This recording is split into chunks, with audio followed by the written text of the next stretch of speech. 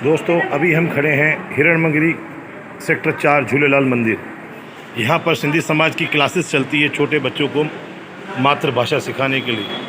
आज specially Sunday के दिन स्पेशल क्लास ली गई है महाराणा प्रताप के बारे में बताने के लिए। 2 जून को महाराणा प्रताप जयंती का शोभा यात्रा निकलने वाली है। उसके उपलक्ष्य में आज यहाँ पर इन बच्चों को महाराणा प्रताप के बारे में बताया जाएगा।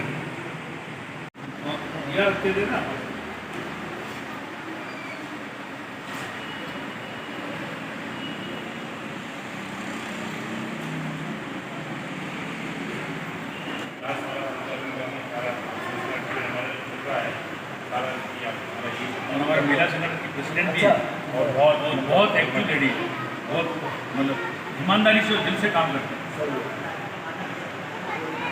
तो उन्होंने जंगल में रहना स्वीकार किया और सोने के मतलब जो अपन कहते हैं उसमें सोने के जो बर्तन थे उसमें खाना स्वीकार नहीं किया।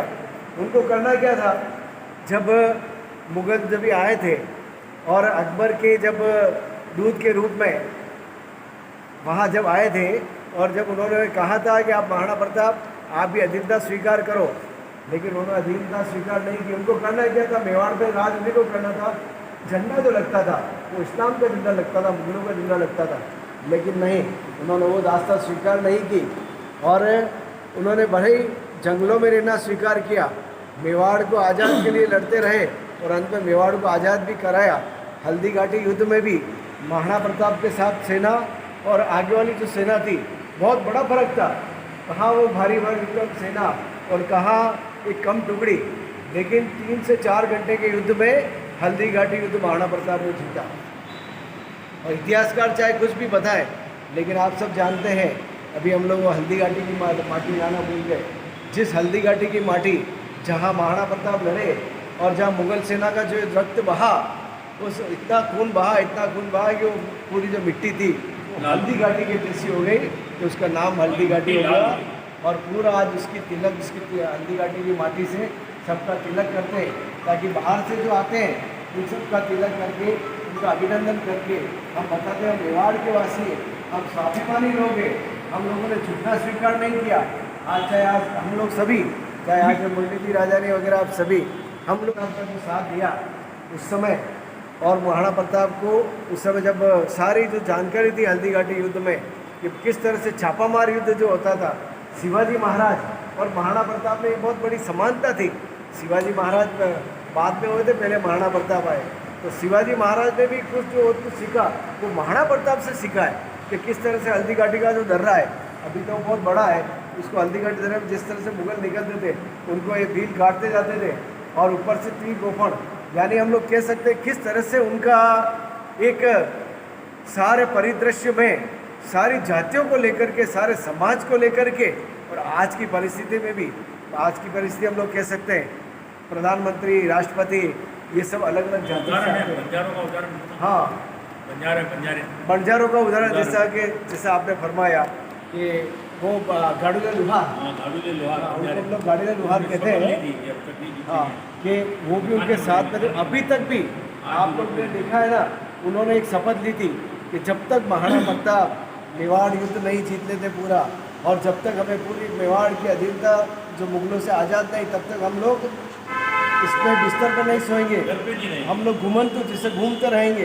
तो आपने देखा कभी कभी, जैसे अपने यहाँ भी प्रतापनगर में जो गाड़ी लुहार है, वो गाड़ी लेकर के सब जगह, कभी यहाँ गए, कभी यहाँ गए, कभी यहाँ गए, पूरे यहाँ राजस्थान में नहीं, पूरे भारत में घूमते रहते। उन्होंने अभी तक अपना मकान नहीं बनाया। ऐसी जाति तो धन्य है। और आप सब बच्चे जो यहाँ बैठे हैं, महाराणा प्रताप की जय तो आप लोगों से बोलते ही हैं, और महाराणा प्रताप से बढ़कर के आज कौन है हमारे दिमाग के अंदर, तो भाई साहब हम लोग कह सकते हैं इनसे बड़ा देवता आज हम लोग दूसरे जो देवता को देखते हैं, ये साक्षात देवता है। और आज हम लोगों का आज मोदी क्यों, चाहे आप सत्ता साहब हमारे वरिष्ठ हैं, हम लोग कह सकते हैं कि भाई कि हम सबका जो नाम है, आप कहीं भी जाओ, मैं आपको छोटा सा उदाहरण दूँ। अभी भाई साहब 2 महीने पहले नागपुर के अंदर बैठक थी जहाँ संघ का मुख्यालय है, और संघ का मुख्यालय तो वहाँ अपने यहाँ चित्तौड़ से भी काफ़ी लोग गए, और जब पूरे भारतवर्ष का वहाँ एक वर्ग लग रहा था, उस समय जब परिचय हुआ तो परिचय हुआ तो उस समय अपने यहाँ चित्तौड़ से जो हमारे मित्र थे विश्वनाथ जी, वो वहाँ गए थे, तो उनको पूछा कि आप कहाँ से, तो उन्होंने कहा भाई मैं चित्तौड़ से हूँ। चित्तौड़ का नाम आते उन्होंने कहा मेवाड़। और जैसे फिर वो बैठक समापन हुई तो वो सब लोग उनके पाँव, मतलब आप देखो, उनसे आशीर्वाद लेने लग गए। ये महाराणा प्रताप का प्रताप है। फिर उन्होंने उनको सबको बताया कि ये आपके नहीं, ये महाराणा प्रताप के धोख लग रहे हैं। आप जिस मिट्टी से आते हैं, जिस जगह से रहते हैं, तो ऐसा महाराणा प्रताप का प्रताप सत्य है। महाराणा प्रताप देवता के रूप में थे, बिल्कुल। और उनकी पूजा आज भी होती है, पूरे हिंदुस्तान या पूरे वर्ल्ड में होती है। निश्चित आप देखो, हर जगह हमारी सब आज मकसद है, हम लोग कह सकते बड़ा एक घर होता है। महाराणा प्रताप की जब आप गाथा गाओ ना तो रोंगटे खड़े हो जाते हैं। बोले महाराणा प्रताप की। जय मेवाड़। ऐसी ऐसी बातें हैं हमारे लिए कर रही है। आप स्वयं गुरु जी पढ़ाते बच्चों को, आप भी मेरा निवेदन है कि मैं सब बात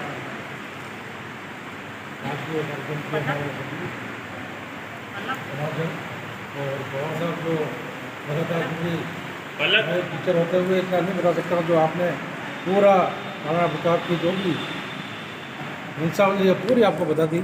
और इस प्रकार से 7 दिवसीय कार्यक्रम के आप संयोजक हैं, तो 15-20 सालों से मैं भी आपके साथ में जब भी समय मिलता है, महाराणा प्रताप के जो 2 जून को हमारा शोभा यात्रा निकलती है, बड़ी धूमधाम से हम उनका जन्मदिन मनाते हैं। तो आप सब भी छोटे से आप सीखना चालू करें, क्योंकि मैं आप जैसे छोटे बच्चों को भी पढ़ाता हूँ। और महाराणा प्रताप का गीत है, उसको आप रोज़ बोलें तो आपको अपने आप महाराणा प्रताप है तो त्याग के और स्वाभिमान के अभी कभी किसी का गुलामी उन्होंने सहन नहीं की। तो हम भी मेवाड़ में रहते हैं, तो हम भी किसी की गुलामी सहन नहीं करें और अच्छा पढ़ करके बड़े होकर के हम सेना में जाएं, पुलिस में जाएं। और हम देश के इनको गलत पढ़ाया जा रहा है 70 सालों से। महान महाराणा प्रताप है, लेकिन ये शिक्षा के क्षेत्र में जो पढ़ाया जा रहा है वो मेवाड़ की इतिहास को आप पढ़ेंगे तो आप भी वैसे ही महाराणा प्रताप बनेंगे। सब हर आदमी मेवाड़ का महाराणा प्रताप है, वंशज वही है आप। देख बस आपका वो शरीर वो मजबूत होना चाहिए और हमें वो सीखना है। और झांसी की रानी और जिस पर आपने बताया उदय सिंह जी को 15 दाई ने बचाया, उनके अपने चंदन उसका बलिदान दे करके उदय सिंह जी को बचाया, इसीलिए उदयपुर नाम उनका उदय सिंह जी के नाम से। कभी महाराणा प्रताप उदय सिंह जी नहीं होते तो महाराणा प्रताप ही नहीं होते, हम सब नहीं होते। तो आपको ये उसकी पूरी इतिहास के बारे में जानकारी करनी है। कोई माँ अपने बच्चे का बलिदान नहीं कर सकती, लेकिन उन्होंने दिया। हम 15 दाई को भी बहुत सम्मान के साथ याद करते हैं। और आप सभी अपने माता पिता को सबको लेकर के 2 जून सुबह मोती मंगरी आपको देखने का वहाँ खुला, आपको कोई पसंद है आप आए और महाराणा प्रताप के दर्शन करें और पुष्पांजलि अर्पित करें। आप सबको आमंत्रित धूमधाम से इनका जन्मदिन बहुत धूमधाम से और काफ़ी बड़े पैमाने पर मनाया जाता है। इनके पिताजी का नाम आप सबको पता ही होगा, जैसे उन्होंने बोला महाराणा उदय सिंह जी। तो ये बहुत बड़े हमारे यहाँ के ये उदयपुर का नाम ही इनके द्वारा ही रखा गया है। ये बहुत अच्छे और काफ़ी बढ़िया हम मान सकते हैं राजा थे। उनके ही पुत्र थे श्री महाराणा प्रताप जी, जो बहुत अच्छे शासक हुए हैं। और जैसे कि हमको सर ने बताया कि उनके कई प्रकार के थे। उनका प्रिय घोड़ा चेतक था, उनका हाथी राम प्रसाद था, और बहुत सारे उन्होंने काम करे। और आपको ये भी पता होना चाहिए कि जो महाराणा प्रताप थे वो अपने शरीर पर काफ़ी सारा जो बोझ है वो उठाया करते थे। जो उनका भाला है वो ही सिर्फ 80 किलो का हुआ करता था। और ये भाला अगर आपको देखना है तो आप सिटी पैलेस जा सकते हैं, वहाँ आपको इसका पूरा विस्तृत में आपको पूरा बताया जाएगा और आप घूम सकते हैं इसके बारे में। और महाराणा प्रताप की माता का नाम पता है किसी को? महाराणा प्रताप की माता का नाम पता है किसी को? माता का नाम पता है महाराणा प्रताप की? किसको पता है?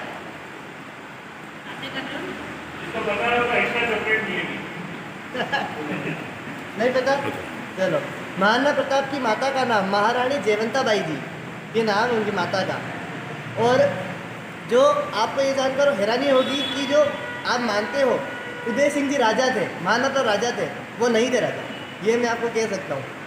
जो मेवाड़ के राजा है वो एकलिंगनाथ जी है, सबसे बढ़िया राजा जो वो लोग मानते हैं। ये सब मानते हैं, उदय सिंह जी हो गए, महाराणा प्रताप जो भी हो गए, वो मानते हैं कि हम उनके सामंत हैं, मतलब हम उनके नीचे हैं। सबसे बढ़िया राजा और सबसे एक ही राजा है मेवाड़ का जो आज भी हम कहते हैं, वो एकलिंगनाथ जी है, जो यहाँ के राजा माने जाते हैं। और जो यहाँ पर हम आपको थोड़ा सा और बताता हूँ उसके बारे में कि हल्दी घाटी का युद्ध था जो महाराणा प्रताप ने लड़ा, उसकी तारीख 18 जून 1576 ये युद्ध उन्होंने लड़ा था और ये युद्ध काफ़ी अच्छा चला और 3-4 घंटे का और काफ़ी भयंकर युद्ध था मुगलों के साथ और महाराणा प्रताप। इन दोनों का इतना घमासान युद्ध हुआ कि उस समय वहाँ पर रक्त तलाई नाम से रक्त तलाई बन गई थी, क्योंकि वहाँ पर इतना खून बहा कि आज भी वहाँ की अगर आप वहाँ जाओगे हल्दी का उसमें हाथ डालोगे मिट्टी के अंदर तो आज भी आपके हाथ में लाल लाल हो जाएगा और खुद बोलोगे इतना खून ये तो हमने आज तक कभी नहीं देखा जो वहाँ पर इतना खून बहता है। तो अब ये हल्दी घाटी का युद्ध तो हो गया। अब यहाँ पर एक नाला था, 26 फुट गहरा नाला था यहाँ का, जिसको जिनका घोड़ा था चेतक, उनके कि महाराणा प्रताप कितने बलशाली होंगे। और आप इस फोटो में देख सकते हैं महाराणा प्रताप के हाथ में 2 तलवारें हैं, 2 तलवार लगा रखी है, एक में 2 लगाते थे। अभी 2 तलवार लगाने का भी बहुत बड़ा रीज़न है, क्यों लगाते थे। अब इसका रीज़न कोई बता सकता है कि महाराणा प्रताप 2 तलवार क्यों लगाते थे।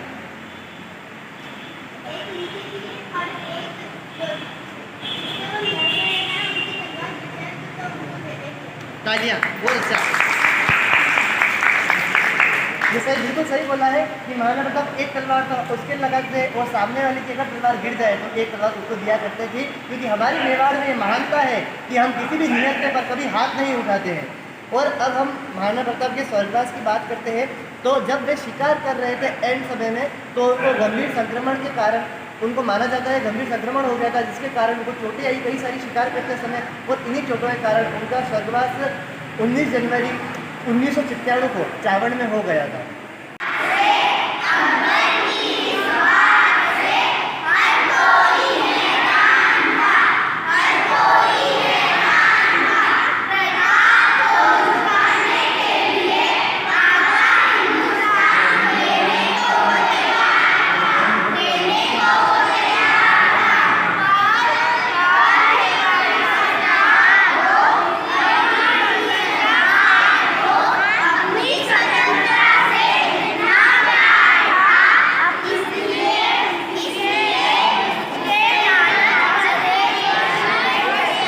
दोस्तों, हमारे साथ सिंधी सेंट्रल युवा सेवा समिति की अध्यक्ष गिरीश जी राजानी उपस्थित हैं, जिन्होंने आज स्पेशल बच्चों की क्लासेस बुला के महाराणा प्रताप के बारे में बताया गया।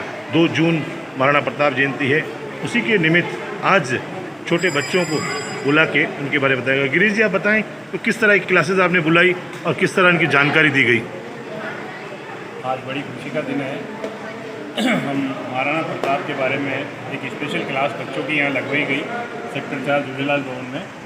जैसे कि इससे 7-8 दिन पूर्व हमारी सर्व समाज की एक मीटिंग हुई थी, मेवाड़ क्षत्रिय सभा ने रखी थी, जिसमें सर्व समाज उदयपुर के जितने भी समाज है उन सभी को बुलाया गया था, उन्हें सबको आमंत्रित किया गया था और सभी से आग्रह किया गया था कि आप अपनी भागीदारी किसी न किसी रूप में इस कार्यक्रम में देते रहें। अभी 7 दिवसीय जो कार्यक्रम चल रहे हैं मेवाड़ क्षत्रिय महासभा में, उसमें सिंधी समाज के माध्यम से हम लोग भी एक कार्यक्रम करना चाह रहे थे, जिसमें सबसे उत्तम तरीका हमें ये लगा कि हम अभी जो बाल संस्कार शिविर चल रहा है, इसमें जो हमारे जो बच्चे हैं, अभी की नई जो पीढ़ी है, इन्हें हम महाराणा प्रताप के बारे में, मेवाड़ के इतिहास के बारे में जानकारी दें। इसलिए हम लोगों के छोटे से आग्रह पर मेवाड़ क्षत्रिय महासभा के पदाधिकारी यहाँ उपस्थित हुए, उन्होंने उसे अच्छी जानकारियाँ दी, बच्चों को जानकारियाँ दी, बच्चों को इतिहास के बारे में बताया। मेवाड़ जो हमारे महाराणा प्रताप जो इतने महान योद्धा थे, उनके बारे में उन्हें बताया। वास्तव में हमारे लिए बहुत गर्व की बात है, हम जिस जगह पे रहते हैं, मेवाड़ क्षेत्र में रहते हैं, महाराणा प्रताप जिसे मात्र मेवाड़ में ही नहीं पूरे देश में, पूरी दुनिया में जाना जाता है, और उनकी जितनी स्टोरियाँ, जितनी बातें हैं बताई जाएँ कम है। वो काफ़ी महान योद्धा थे और ऐसे योद्धा हमारे मेवाड़ में होना, ये हमारे लिए अपने आप में गर्व की बात है। आज हमारे छोटे छोटे बालकों बच्चों ने सारी जानकारी ली और काफ़ी कुछ जानकारी, काफ़ी कुछ प्रश्न इनसे पूछे गए। कुछ बच्चों को अलग अलग जानकारी पूछी गई महाराणा प्रताप के बारे में, उसमें से कुछ बच्चों को इस जानकारी भी थी। हमारे बीच में दिव्यांश हमारा एक अच्छा बच्चा है। कार्यक्रम की जो तैयारी की, कल मैंने हमारे यहाँ पे जो क्लासेस चल रही हैं, इसके बारे में इस क्लासों को हमारे चांदनी जी लालवानी संभाल रही हैं, ये यहाँ पे महिला संगठन के अध्यक्ष भी हैं, और आप हर साल बाल संस्कार शिविर की क्लासेस चलाती हैं, इनके साथ इनकी पूरी टीम काम करती है। आपने इन बच्चों को तैयारी भी कराई, बच्चों को कविता और अलग अलग जो कहानियाँ थी वो सारी समझाई। आप मैं चांदनी लालवानी जी से निवेदन करूँगा, आप भी कुछ सब इन बारे में बताएँ। जय झूलेलाल।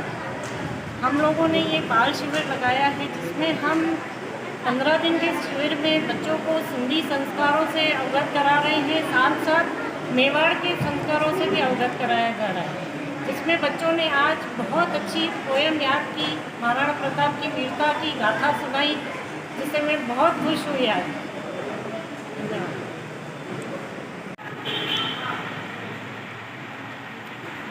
दोस्तों, आज हमारे साथ यहाँ पर उपस्थित विक्की जी राजपाल, जो सिंधी सेंट्रल युवा सेवा समिति के उपाध्यक्ष पद पर है, वो भी इस कार्यक्रम में बच्चों को मार्गदर्शन देने के लिए उपस्थित हुए। और भगवान दास जी समाज सेवी, आप इनको तो जानते ही हैं, समाज के हर कार्य में अपना योगदान देते आते हैं।